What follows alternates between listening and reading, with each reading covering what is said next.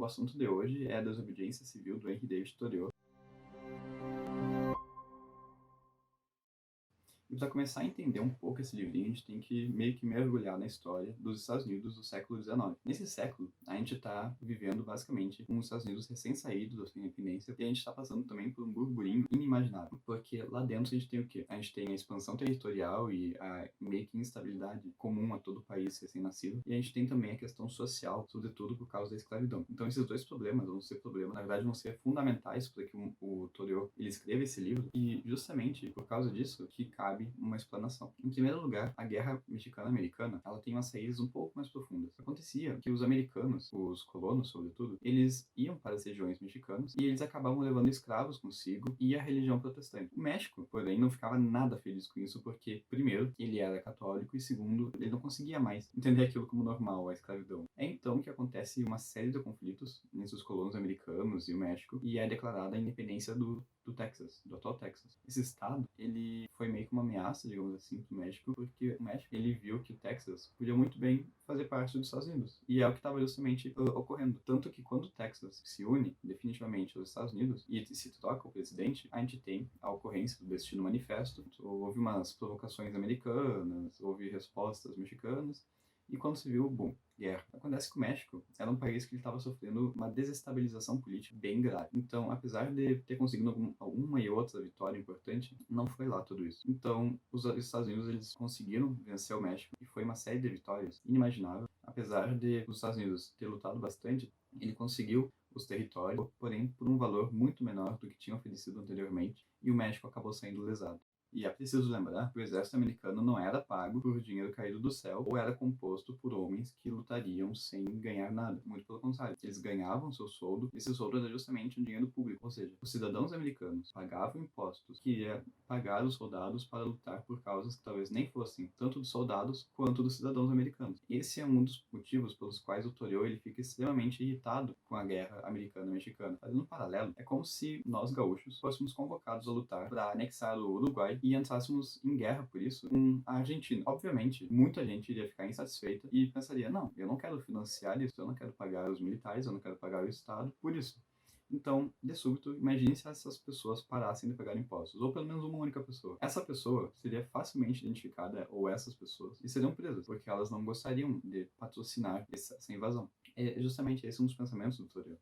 E vai levar o Thoreau, inclusive, a dizer que o melhor governo é o que governa menos e que o melhor governo é o que absolutamente não governa. Durante todo o livro, o Thoreau ele vai ter esse senso de que o governo ele não passa de uma conveniência, que é uma conveniência justamente inconveniente, porque uma vez que ele é composto pela maioria, não quer dizer necessariamente que ele é mais justo ou que ele é justo só por causa disso, mas que ele é eleito pela maioria porque a maioria é mais forte. Ou seja, não se respeita necessariamente o direito das minorias que não votaram no governo eleito. E mesmo o governo eleito pela maioria está mais do que sujeito ao abuso e à perversão. De modo que, para o Thoreau, se o povo acredita no governo, é porque ele é só uma máquina complicada que faça os barulhos e, por justamente fazer barulho, parece que está funcionando e está fazendo alguma coisa. E esse parecer funcionar e parecer fazer alguma coisa é para o Thoreau justamente o que tranquiliza o povo e meio que anestesia ele em relação ao Estado ou ao governo. E eu gosto de comparar isso justamente no sentido de um motor de trem. A gente não faz a menor ideia de que barulho deveria fazer o motor de trem para fazer o trem funcionar. Se o trem está andando, não importa se o motor vai explodir daqui a pouco. Se a gente vê que está andando, pra gente aquilo está funcionando perfeitamente sem precisar de manutenção ou reparo. Mas agora, para um engenheiro, sei lá quem cuida de motor de trem, mas para quem cuida disso, o som ele pode perceber que, não, tem algo de errado com esse motor. Porém, a maior parte das pessoas não é esse engenheiro, não é essa pessoa que cuida de motor de trem. A gente não faz a menor ideia do que pode acontecer, a gente não faz a menor ideia do que ocorre com o governo de fato. Então a gente fica mais acostumado a pensar que, se está havendo gente se reunindo em um lugar, em um congresso, e gritando e falando asneiras, então é porque eles estão fazendo alguma coisa pela gente. Thoreau vai, inclusive, meio que condenar os servidores públicos, juristas, deputados, advogados, e enfim, porque ele pensa, bom, se vocês percebem que vocês estão trabalhando não por algo justo, porque o governo é composto pela maioria e o Estado também e afins, e isso não é necessariamente justiça. Se vocês percebem isso, se vocês entendem que o Estado está sendo mais ineficiente do que eficiente, que ele mais atrapalha do que ajuda, então por que vocês continuam aí senão por uma conveniência, por um egoísmo e não pela busca de uma virtude, ou de seguir os próprios princípios, ou de só não atrapalhar o próximo. E nisso ele cita: é com razão que se diz que uma corporação não tem consciência, mas uma corporação de homens conscientes é uma corporação com consciência. A lei jamais tornou os homens mais justos e, por meio de seu respeito por ela, mesmo os mais bem intencionados transformam-se diariamente em agentes da injustiça. Então, se ele acredita que nós temos inclinações naturais para o bem, por que que os militares continuariam servindo ao Estado ou lutando guerras injustas, no caso da percepção dele da guerra mexicana-americana? Por que que os militares lutariam aquela guerra injusta se eles têm vontades pacíficas? Por que que os servidores continuariam trabalhando ao Estado se eles percebem a contradição disso? Então, ele pondera isso e pensa, tem algo muito errado aí. E o que que acontece? Para ele, no geral, as pessoas americanas acabaram se transformando no que ele vai chamar de sujeito peculiar. É aquela pessoa que, na realidade, não está nem aí para si mesma. Ela não cultiva a própria personalidade ou a própria consciência, ou ela nem precisa agir pelos próprios princípios. Ela é só uma pessoa que se deixa guiar pela maioria, e ao se deixar guiar pela maioria, ela infla sua autoconfiança a ponto de dizer, bom, é obrigação da maioria, não é uma obrigação minha. Eu só vou defender os princípios, mas é a maioria quem faz as coisas. É basicamente um deixar de lado o próprio agir, a própria possibilidade de ação autônoma. E ele, inclusive, vai fazer inúmeras críticas com base nessa falta de autonomia, porque ele percebe que as pessoas não estão nem aí com a escravidão. As pessoas não estão se importando com uma questão humanitária e uma questão de princípios bárbara como a escravidão. Ele percebe que as pessoas se importam mais com o próprio comércio, com a própria economia, com, sei lá, o seu próprio bem-estar, do que com o próximo que está sofrendo bem do seu lado. As críticas do Thoreau, inclusive, vão ao próprio caráter americano de revolução. Por que que a revolução da independência foi válida? Simplesmente porque uma potência estrangeira aumentava impostos sobre mercadorias importadas e uma revolução de pessoas escravizadas que estão tendo sua liberdade retirada do direito à vida, basicamente cortado pela metade, se não mais. Por que que uma é válida e a outra não? Por que que numa os cidadãos americanos pegam em armas e na outra não? Porque se o direito à revolução ele é garantido quando a tirania se torna impossível de ser suportada, então não se pode ter dois pesos e duas medidas. É inclusive nesse sentido de revolução que ele acaba citando. Em outras palavras, quando um sexto da população de uma nação que se comprometeu a ser o abrigo da liberdade é formado por escravos, e um país inteiro é injustamente invadido e conquistado por um exército estrangeiro e submetido à lei militar, penso que não é demasiado cedo para os homens honestos se rebelarem e darem início a uma revolução. O ponto principal é que a justiça, ou seja, seguir honestamente os próprios princípios, ela vai muito além da conveniência de um governo. Ela vai muito além da conveniência temporal, ou seja, da prisão que tu pode pegar ou das multas que tu pode receber. Ela vai muito além disso. Ela se trata, sobretudo, de uma questão de não mentir para si mesmo, de seguir à risca aquilo que você se propõe seguir à risca e que fundou o seu país. O Thoreau percebeu, no entanto, que para cada homem disposto a defender e agir pela sua virtude, havia justamente 999 pessoas que só defendiam a virtude, que nada faziam a favor dela, para promover ela. Se havia pessoas que defendiam o fim da escravidão, havia um número muito, mas muito menor de pessoas que agiam pelo fim da escravidão. Se havia inúmeras pessoas contra a guerra, havia um número muito, muito menor de pessoas que estavam dispostas a agir contra a guerra. Mas o que o Thoreau diz não é necessariamente obrigar um homem a acabar com toda a injustiça do mundo. Muito pelo contrário, o Thoreau, ele é muito realista. Ele pensa assim, bom, não é dever de um homem acabar com isso tudo.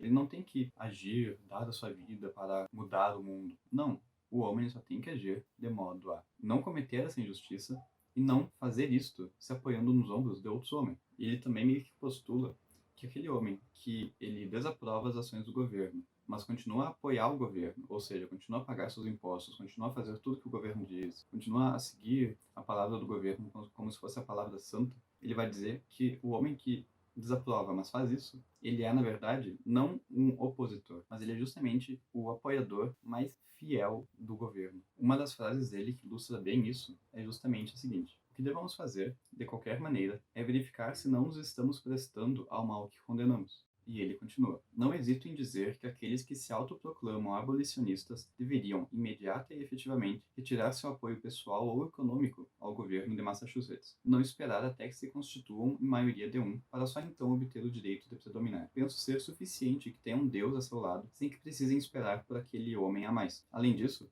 qualquer homem mais justo que seus semelhantes já constitui uma maioria de um. Thoreau ele não vai pensar que o Estado ele oferece um tipo de proteção ou coisa parecida. Ele vai pensar justamente que ao contrário, se o Estado ele te ameaça de tomar a tua propriedade, de tomar a tua liberdade de ir e vir, então o Estado é justamente uma ameaça e não uma garantia de segurança. Mas se custa muito desobedecer ao Estado, porque acabamos presos e destituídos de nossas posses, tutorial custaria muito mais obedecer a ele, porque uma vez que estivesse se obedecendo a ele, nós estaríamos sacrificando nossos princípios, sacrificando a única coisa que o Estado não pode tirar da gente, que é nossas ideias, e com isso estaremos nos tornando uma espécie de sub-humanos. E é desse modo que o Toreou vai dizer que a gente só pode apoiar, só pode verdadeiramente dar o nosso consentimento a sociedades ou instituições juridicamente constituídas que nós queremos fazer parte, que nós expressamos a vontade de fazer parte. De modo que, se nós não nos associamos voluntariamente com a nossa própria razão a essa instituição juridicamente constituída, então nós não estamos fazendo parte dela em efetivo. Nós fomos ou impostos a ela ou não estamos nela. O Toreou, no entanto, ele vai inovar, porque quando nós falamos em revoluções, essas coisas, pensamos justamente em conflito, em guerra, em briga. Pensamos na Revolução Francesa, que foi um banho de sangue. Pensamos na Revolução Inglesa,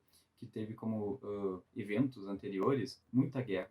Nós pensamos justamente nesses massacres, nessa violência, nessa pólvora, nesse fogo. Só que o Toreou ele vai dizer que não, a revolução ela não precisa ser isso. Ela pode ser uma revolução que não está baseada no conflito físico, seja com a imagem do coletor de impostos, seja com o exército. O Toreou vai dizer que essa resistência se trata menos de luta do que de seguir os próprios princípios, independentemente dos fins, das consequências que eles tragam. E é justamente por haver quem não haja de acordo com os próprios princípios que vai haver deputados, juristas, advogados, juízes, presidentes, porque essas pessoas se preocupariam mais com o convencimento, mais com o poder, mais com a influência que elas podem receber, do que com a verdade, do que com seus princípios, do que com o agir de forma moral. E atualmente nós podemos ter vários exemplos disso, sobretudo os intelectuais públicos que opinam sobre absolutamente tudo, sobre as pessoas que acabam se tornando especialistas dos eventos marcantes, assim, de última hora, sem necessariamente nunca ter lido nada sobre o assunto, sem nunca ter pesquisado a fundo algo, sem nunca ter sequer tido o interesse mínimo anteriormente. Basicamente, essa questão de sacrificar os próprios princípios, sacrificar a própria verdade, sacrificar a própria consciência da realidade que cada um de nós tem, que ele vai criticar.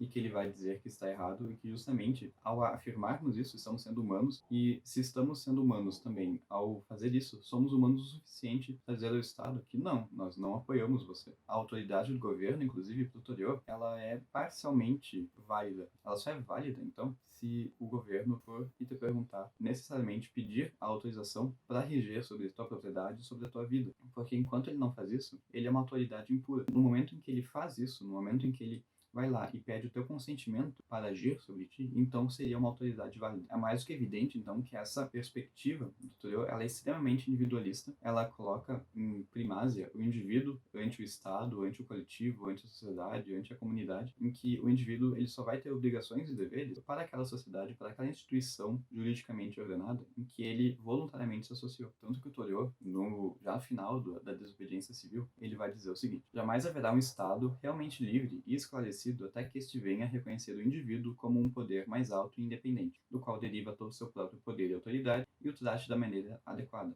Por fim, o Toreou ele é meio considerado um pai do anarquismo, mas eu enxergo muito mais relação nele com uma espécie de anarcocapitalismo, que não necessariamente é o que eu defendo, porém é legal percebermos que a desobediência civil do Toreou influenciou muitas pessoas ao redor do mundo. Duas delas, sobretudo, o Gandhi, com a sua independência da Índia, que apesar de ter havido confrontos na Índia para a revolução do Reino Unido, houve, por parte do movimento proposto por Gandhi, houve um movimento pacífico. E também a questão das revoltas sociais e a questão dos direitos civis nos Estados Unidos, que também foram, pelo menos na proposta, pacíficas e centradas sobretudo na figura do Martin Luther King. É uma leitura que vale a pena, mesmo que se discorda de inúmeras ideias, porque, enfim, é um livro escrito no século XIX e o Toreou ele tinha umas ideias, umas tendências meio estranhas e que vão se refletir nisso aqui. Basicamente, então, foi isso. Espero que me acompanhem no próximo vídeo, que vai ser sobre a Revolução dos Bichos. E